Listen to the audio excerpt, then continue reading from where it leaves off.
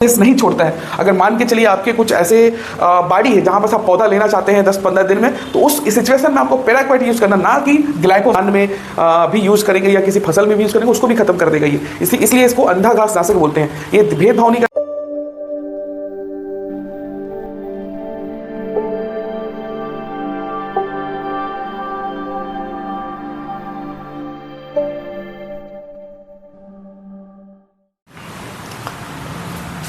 दोस्तों नमस्कार, मैं हूं संस्कार गुप्ता और आपका मेरे चैनल संस्कार एग्रो में स्वागत है। दोस्तों आज के इस वीडियो में हम लोग पेराक्वाइट और ग्लाइफोसेट हर्बिसाइड के बारे में जानेंगे।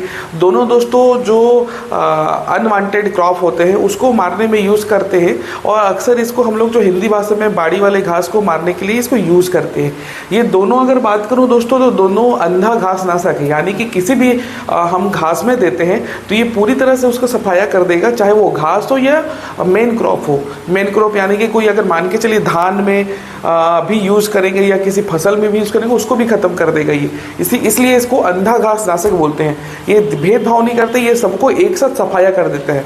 तो इसमें से दो केमिकल नजर आता है दोस्तों, दो केमिकल मार्केट में उपलब्ध है। एक का नाम है पेराक्वाइट और दूसरा उसका बड़ा भाई का नाम है ग्लाइफोसेट। तो दोस्तों इस वीडियो में हम लोग यही पेराक्वाइट और ग्लाइफोसेट के बारे में जानेंगे। ये दोनों के बारे में अंतर पता करेंगे कि इस दोनों का दवाई क्या क्या काम उपयोगी है, क्या क्या काम करती है और उसका क्या क्या उपयोग है। तो चलिए जानते हैं इस वीडियो में। और जो भी किसान भाई नए हैं वो हमारे चैनल को लाइक कर दे, शेयर कर दे और सब्सक्राइब कर दे। चलिए वीडियो में आगे बढ़ते हैं। देख सकते हैं दोस्तों, ये हमारे चैनल का नाम संस्कार एग्रो है और हम लोग पेराक्वाइट और ग्लाइफोसेट के बारे में जानेंगे।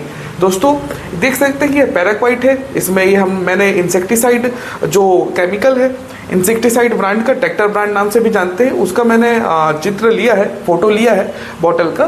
तो ये जो है मिलाक्वाइट के नाम से आता है। इसमें आप देखेंगे, ध्यान देने वाले इसकी बात है, इसकी बॉटल में 4-5 चीज़ें हैं। उसके बारे में बताता हूँ कि ये 4-5 चीज़ें है क्या दरअसल दोस्तों। कि जैसे कि आपको पता है कि किसी भी बॉटल में उसके कितने केमिकल है, कितने दवाई हैं, वो सब के बारे में जानकारी उपलब्ध होता है। तो उसके बारे में हम लोग डिस्कस करेंगे कि आखिर में है क्या। देख सकते हैं दोस्तों, हमारे पास अभी जो स्क्रीन में आपके दिख रहा है ये पेराक्वाइट है। यहाँ पर दिखता होगा आपको पेराक्वाइट, जो इंसेक्टिसाइड ट्रैक्टर ब्रांड नाम से भी जाना जाता है।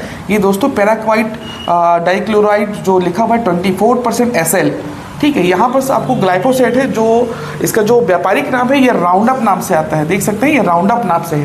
तो दोनों में आप आज इस वीडियो के माध्यम से हम लोग डिफरेंस बताएंगे। देख सकते हैं दोस्तों पेराक्वाइट है, यहाँ पर लिखा हुआ है नॉन सेलेक्टिव कॉन्टैक्ट हेर्बिसाइड।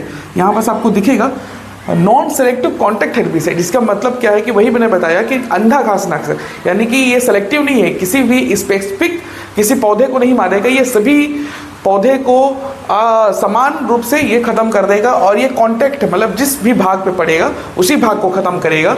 अगर मान के चले किसी पौधा है उसके पत्ती पे पड़ेगा तो वो पत्ती को ही खत्म करेगा, उसके नीचे वाला पार्ट को छोड़ देगा। तो इसका ये पेराक्वाइट है, ठीक है। ये देख सकते हैं इंसेक्टिसाइड ट्रैक्टर ब्रांड का है और ये 24% SL का मतलब ये है कि इसमें 100 में 24% इसका एक्टिव मटेरियल, बाकी इनर्ट है। और ये SL का मतलब सोल्यूबल लिक्विड होता है। इसके बाद में बात करें कि ये ग्लाइफोसेट, दोस्तों देख सकते हैं इसका टेक्निकल नाम है ग्लाइफोसेट है और ये 41% जो है 41% ये SL में आता है। 41% जो होता है वो एक्टिव इंग्रेडिएंट होता है, बाकी का जो रिमेनिंग भाग है वो इनर मटेरियल होता है। और ये जैसा मैंने बताया SL यानी कि सोल्यूबल लिक्विड। चलिए आगे बढ़ते हैं दूसरे स्लाइड में। और ये दूसरे स्लाइड में देख सकते हैं हमने अंतर आपको बताया कि पेराक्वाइट और ग्लाइफोसेट में क्या मेजर डिफरेंस है, ताकि आप अपने पौधे के अनुसार, अपने सिचुएशन के अनुसार, अपने बजट के अनुसार दोनों में चूज कर सकते हैं कि सिचुएशन के हिसाब से कौन सा दवाई उपयोग में लाना चाहिए। देख सकते हैं यहाँ पर पेराक्वाइट है और यहाँ ग्लाइफोसेट है। अगर हम लोग मोड ऑफ एक्शन की बात करें तो यहाँ पर जो है समूह की बात करें तो ये पाइपेरिडिलियम समूह में आता है और ये ऑर्गेनोफोरस समूह में आता है। और अगर हम प्रभाव और गति की में बात करें, अगर हम मोड ऑफ एक्शन में बात करें तो मोड ऑफ एक्शन कैसा है, जैसा मैंने वीडियो की शुरुआत में ही बताया था कि ये जो है ये कॉन्टैक्ट हेर्बिसाइड है, यानी कि जिस भी भाग पे गिरेगा उस भाग को वो जलाकर खत्म कर देगा। और दूसरी तरह ग्लाइफोसेट ये सिस्टमिक है, यानी कि पौधे के पत्ती के जड़ में अंदर घुसेगा और उसे खत्म करेगा, पूरी पौधे को वो मार देगा। ये दोनों में डिफरेंस है दोस्तों। अगर हमें जड़ से किसी पौधे को, किसी घास को खत्म करना है तो हमें ग्लाइफोसेट यूज करना चाहिए, ना कि पैराक्वाइट। अगर हम प्रभावी गति की बात करें तो ये 1 से 2 दिन में पत्ती को पूरी तरह से जला के खत्म कर देता है, वही ग्लाइफोसेट जो है वो 7 से 15 दिन लेता है। ये दोनों में डिफरेंस दोस्तों। अगर हमें जल्दी खत्म करना है तो पैराक्वाइट, और लेट से खत्म करना है तो ग्लाइफोसेट, यानी कि इसका जो प्रभावी एक्शन है वो थोड़ी देर में है लेकिन लंबे समय तक है। और देख सकते हैं वो जड़ को भी खत्म करता है, वो सिस्टम में जाता है और ये जहाँ पड़ेगा वहीं बस खत्म करेगा। वहीं बस अगर हम बात करें कि मिट्टी का असर, मिट्टी में क्या असर है, मिट्टी में पहुंचकर वो निष्क्रिय हो जाता है, वो अवशेष नहीं छोड़ता है। अगर मान के चलिए आपके कुछ ऐसे बाड़ी है जहाँ बस आप पौधा लेना चाहते हैं 10-15 दिन में, तो उस सिचुएशन में आपको पैराक्वाइट यूज़ करना, ना कि ग्लाइफोसेट, क्योंकि इसका प्रभावी असर अवशेष जो है ना के बराबर रहता है। अगर उसी जगह में आप ग्लाइफोसेट छोड़ेंगे तो वो प्रभाव धान पे भी पड़ेगा, तो उस जगह में आपको पैराक्वाइट यूज़ करना चाहिए। वहीं अगर इसमें बात करें तो ये थोड़ी समय तक जो सक्रिय रह सकता है लेकिन तेज़ी से निष्क्रिय हो जाता है। ये थोड़ा सा तेज़ी से, लेकिन इसका जो असर है उसका लंबे टाइम तक रहता है। तो इसलिए अगर हमें 10-15 दिन में फसल लेना है तो पैराक्वाइट का आप उपयोग कर सकते हैं। वैसी बात करें अब किसी प्रकार के खरपतवार पर असरदार, देख सकते हैं हरे और ऊपर की सतह वाले खरपतवार जो एनुअल वीड होते हैं, एनुअल यानी कि जो साल भर वाले वीड होते हैं उसको खत्म करेगा, और ये जो है ब्रॉड लीफ और पेरेनियल वीड को भी खत्म करेगा। पेरेनियल यानी कि जो साल भर जो घास होता है उसको पेरेनियल वीड बोलते हैं, और ये ब्रॉड लीफ यानी कि जो चौड़े पत्ती वाले, क्योंकि ये सिस्टम में घुसते हैं, उसके पौधे के जो है अंदर घुस के काम करता है तो प्रभावी ज़्यादा रहता है, इसलिए वो सभी प्रकार के घास को मारने में सक्षम है। वैसी बात करें कि कब प्रयोग में लेना चाहिए, यहाँ पर देख सकते हैं जो इंटरकल्चर ऑपरेशन और नॉन टिल फील्ड्स में जहाँ सिर्फ पत्ती को जलाना होता है वहाँ पर इसका यूज़ कर सकते हैं। वहीं ग्लाइफोसेट में बात करें कि फसल बोने के पहले पूरे क्षेत्र को साफ करना या नॉन सेलेक्टिव जगहों में, जैसे रास्ते, बगान और कुछ फेलोलैंड है, मतलब यानी कि बाड़ी वगैरह है, उसको ख़त्म करने में, उसकी घास को ख़त्म करने में वो प्रभावी है ग्लाइफोसेट। वहीं बात करें कि सुरक्षा सावधानी की बात करें तो बहुत जहरीला होता है। जहरीला तो सब होता है दोस्तों, ये भी जहरीला होता है, ऐसा नहीं है कि मध्य जहरीला लिखा है, लेकिन जहरीला दोनों ही होता है, ठीक है। इसको हमेशा यूज़ करें तो बहुत सावधानी से करें, हमेशा मास्क पहन के इसका यूज़ करें, ठीक है।